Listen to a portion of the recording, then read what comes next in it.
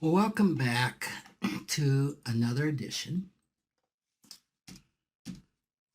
I want to cover something that initially is probably not going to excite most of you, just the title, which is Modern Monetary Theory. All right, what has that got to do with financial therapy?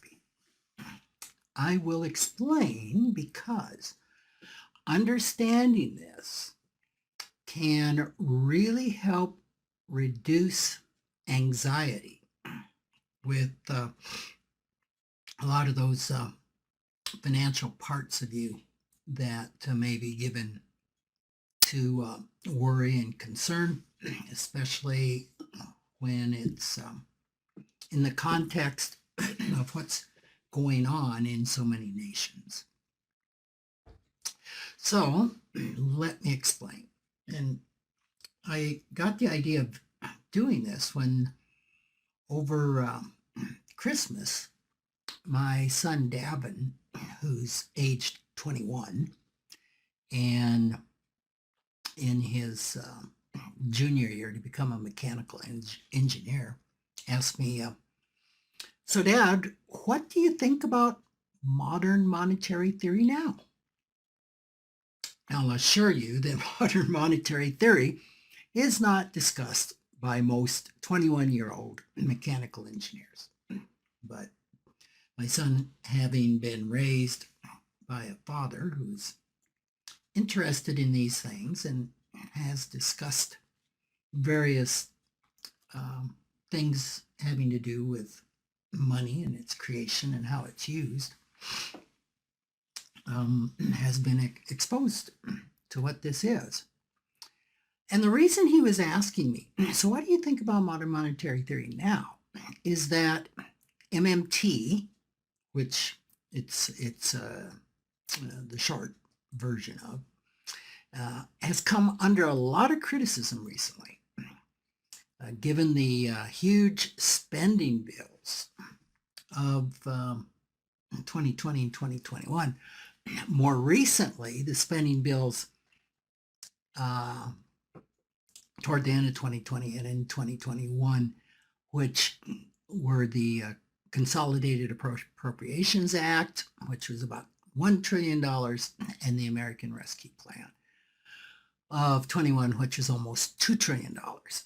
And while there isn't a solid agreement amongst economists or politicians that lay the primary responsibility of our 40-year high inflation rates at the feet of these gigantic spending bills, there's many that believe they were great contributors to it.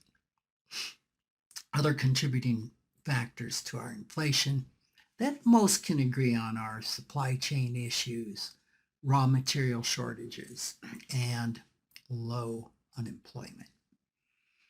Okay, so what is it about this MMT, and why is it under fire as the primary cause of high inflation rates? Many people, a lot of my friends included, incorrectly interpret modern monetary theory as favoring the printing of currency with abandon by a government. They often go away from or get the idea that modern monetary theory doesn't believe that deficits matter. You just create money and spend. Now, this is not a viewpoint that's held by MMT. And almost always when somebody is being critical of MMT to me, we talked about confirmation bias before, and that's where we look to everything that would support what our beliefs are and kind of ignore stuff that is contradictory to our beliefs, often because there's vulnerable parts of us that fear being wrong and take on a lot of shame and difficult feelings with the thought of being wrong. It means a lot of different things to a lot of different people. So it's very hard for them to hear that modern monetary theory does not support creating and printing money with abandon. So let me explain to you the principles of MMT, and if you can understand these, it can help reduce your anxiety. I know with a lot of my financial planning clients that once they've understood these principles, it's really helped them reduce their anxiety. So modern monetary theory is pretty simple. It would suggest that no sovereign government, now sovereign government would be like the US, China, and UK, that print their own money. So all of those countries print their own money. I know we have listeners in South Africa. South Africa prints their own money. In Australia, Australia prints their own money. In India, India prints their own money. The UK prints their own money. One of the few places that doesn't print their own money is Europe, because Europe is on the euro. So those countries in Europe that use the euro are similar to states in the US. They cannot go out and print money. The state of South Dakota cannot go out and print money, but a sovereign government can. And if a country can print their own money, they cannot go bankrupt. Period. Now, I know this is confusing to some of you. How can this be? Well, just think about it. And this is very contrary to what you read in the media, that you hear from politicians who are very frequently saying we're kicking the can down the road and at some point in time we'll go bankrupt. No.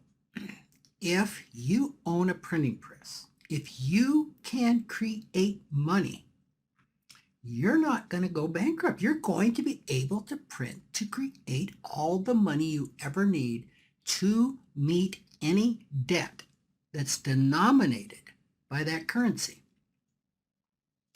So the U.S. Treasury will never run out of dollars. It's impossible. If goods and services or obligations are priced in U.S. dollars, the supply of dollars to our government to buy those goods, those services, is unlimited. The U.S. government can never not be able to afford the interest on their debt. Why? They can create all the dollars they need to pay the interest on the debt. Okay, now that's a lot. But if you just think about that, it makes sense, right? If you're the state of South Dakota, you can't print money, you can go bankrupt. If you are Exxon or Ford, you can't print money, you can go bankrupt. You and I can go bankrupt, right? Because, we could try to print money, but it's illegal for us to print money. It is legal for the federal government and no one else. So that's the federal government of any sovereign nation. The UK, Japan, China, South Africa, Australia, any country that issues their own currency cannot go bankrupt. Okay, I think you're probably saying, all right, I get that, okay. But something seems terribly wrong here. It doesn't seem right that a nation could just print money and not have negative consequences. How could this be? Well, that is very true. Okay? A country just can't churn out its own currency without any regard. Why? And this is what the opponents of MMT largely don't get and can't hear. The major constraint on currency issues, on those countries that can print money and create money, is inflation. So it behooves any sovereign government to manage the money supply so that they avoid impoverishing their citizens through high inflation, because high inflation devalues the currency. And this is one of my pet peeves of all politicians, the media, when they talk about inflation. Well, let's put it another way. They don't talk about inflation when they are reporting dollar numbers. We were having this discussion over the holidays with my family. My father said he once was paid 20 cents an hour to work back in the 40s. My mother worked for 35 cents an hour in 1950. Well, when we carried those forward for inflation, they were being paid the equivalent of $3 or $4 an hour, which it wasn't great in today's economy, but that's what they were being paid back then. I don't know, there may not have been minimum wage back then. I was paid $1.65 at McDonald's in, I think it was around 1970. And when I took a look at what the inflation adjusted amount was for that, I think it was just about $12 an hour. So $1 million, I'm trying to remember, I think this was in 1950. $1 million in 1950 is the equivalent of $10 million today. So our brains lock onto dollars and resist converting those dollars and adjusting those dollars for inflation. And this is so important. It's so important. When you hear that a new film is the highest grossing film in history, well, of course there are always going to be new higher grossing films because of inflation. The question is, what 10 years ago, what a film grossed, you've got to add an inflation factor to that film and bring it forward to today to determine what film really was the top grossing film, right? So I hope that makes sense to you. Okay, back to MMT. So the downfall of creating money is inflation. It's not the deficit, because the government can always print enough money in its currency to pay its bills. Now, if debt is coming due in something other than its currency, this can be a problem. You take a lot of your South American countries that borrow in dollars. Well, you can't pay a dollar-denominated debt if you're Venezuela, with Venezuelan pesos. You've got to purchase dollars. So I just wanted to undermine, as long as that debt is denominated in the currency of the country, they can print as much money as they need. The key, the threat, is inflation. So MMT would hold when the economy is strong and unemployment is low. MMT would contend that creating money is ill-advised, which it was in early 2021. The GDP growth was exceptionally high in the fourth quarter of 2020 and throughout 2021. Unemployment was also dropping from the highs of 2020 and stood around 5%. So the timing of injecting the two spending bills with the $3 trillion of spending into a strong economy with low employment wasn't in line with MMT's theory. So the result was predictable. The highest inflation rate that we've seen in 40 years. But it wasn't the fault of modern monetary theory. In fact, it was an exact opposition. So, when we understand that, and when you see, for example, go back to the big spending bills of 2020, right? Just a year before this, we had the CARES Act and several other acts that injected about $3 trillion into the economy. And what happened? Did we have high inflation? No, we didn't. Why? Because the GDP had actually declined 13.8%. I think that's the highest decline in history. I mean, that's huge for a nation to lose that much in their gross domestic product. And unemployment was double digits. Some say it was 15%, some say it was 20%. So injecting trillions of dollars into an economy like that, creating money then, is really, really helpful. Probably helped us avoid a major depression. So that's why spending $3 trillion one year and then coming back a year later and spending another $3 trillion when the economy was cooking and when the unemployment was low was not ill-advised. So when you see spending bills being passed, it doesn't mean there's going to be hyperinflation.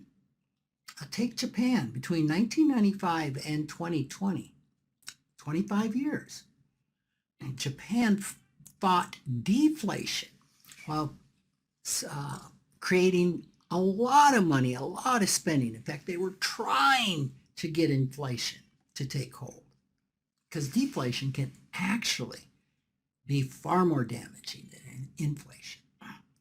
And even though they were creating and printing a lot of money, inflation just didn't happen. So I used to mistakenly believe that anytime you created money, you could have inflation. Back in 2008, when we had a $1 trillion spending bill, I was super concerned, super anxious that we were going to see hyperinflation. Well, did I say in 2028? In 2008, that $1 trillion package probably saved us from a major depression, and we did not have inflation.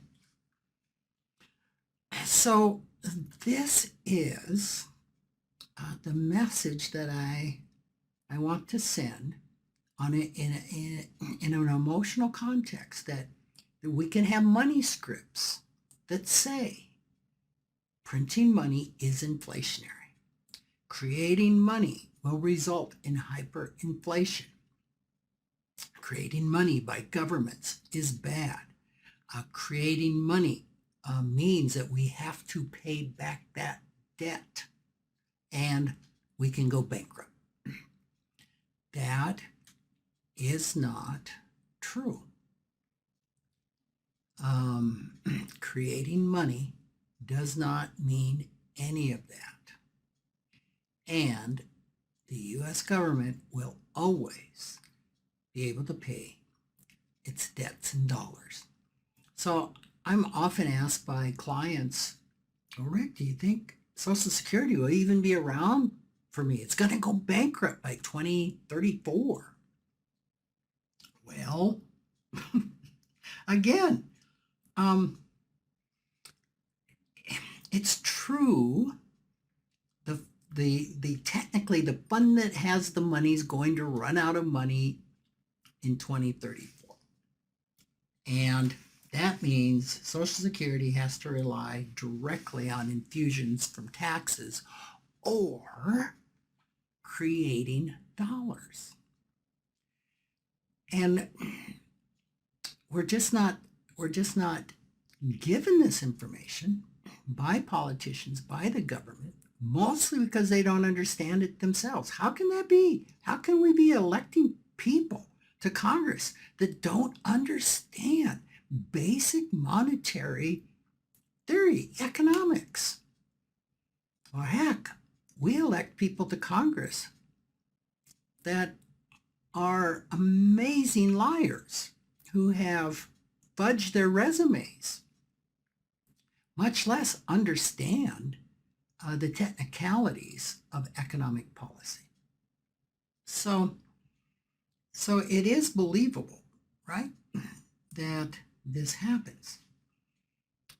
And that's why I want to bring some calm to you and your system around the fact that there's money scripts that parts of us have believed, that we hold to, that we think are absolute truth, that many times are not.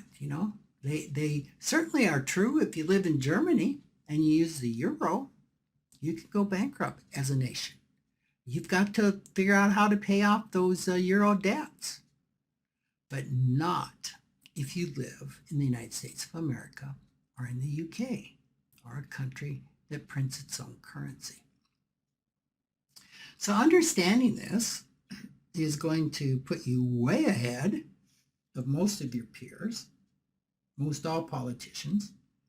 I had a chance to present this once to a member of Congress, and after about an hour, he told me it was the most interesting hour he had spent in the last 3 weeks. Now, I don't know to this day that he completely grasps MMT, because MMT was originally floated by those who wanted to use created dollars for what would be considered more liberal causes like full unemployment and expanding social programs. So MMT can often be linked to more far left causes. MMT itself isn't right and it isn't left. It's right in the middle. And the reason it's in the middle is because when you understand MMT, just the basic theory, the political part of this is how you spend the created money. For example, if more right-wing folks had brought MMT forth, they would arguably be wanting to use the money for more defense spending, or cutting taxes and using the spending to run basic government programs and things of this type. So the MMT in itself, and it took me going through a book study with the author to finally get this, that MMT is apolitical. It's how you spend the created dollars that becomes political. So I know this is a lot of technical stuff, and it's financial therapy. And part of financial therapy is helping us look at the emotional side of what we believe, helping us look at our money scripts, helping us build flexibility around what we think is true. And so I hope that this can just relieve a little bit of anxiety the next time you hear somebody say that the U.S. can go bankrupt and that we're kicking the can down the road. And a lot of anxiety can start bubbling up. We can't go bankrupt. Social Security is going to be there. And as long as we are smart with creating the money and we create it at appropriate times, then we won't pay the huge price of inflation. We are paying that price of inflation today. And the Federal Reserve is fighting it by raising raising interest rates, because this is what happens. To fight inflation, you raise rates, and you can also raise taxes. And then doing so, you can cause a recession. So it's not without consequences, right? It's timing. It's all in doing the right thing at the right time. So, if you want to learn more about this, Stephanie Kelton is a professor of economics and public policy at Stony Brook University, and she's the author of a book called The Deficit Myth. She also has an interview on NPR's Marketplace that you might want to Google. That is good. I mean, you can listen to a number of things she's done on YouTube, and she's probably the one of the leading world experts on modern monetary theory. But as she said in that particular interview, she says there's limits to production and supply. If spending is excessive, there's going to be inflation. So I hope this has been helpful to you. I hope it hasn't been too dry, too technical. But like I said, I've had so many clients really relax around government spending when they understood this very simple idea that federal governments can print money. They're the only ones that can print money, so they cannot go bankrupt. But they sure can cause inflation if they create that money at the wrong time. All right. Thanks so much for listening today. Please continue to drop me a line for topics that you'd find interesting, or any questions you have. Rick@rickkahler.com. All right. Take care.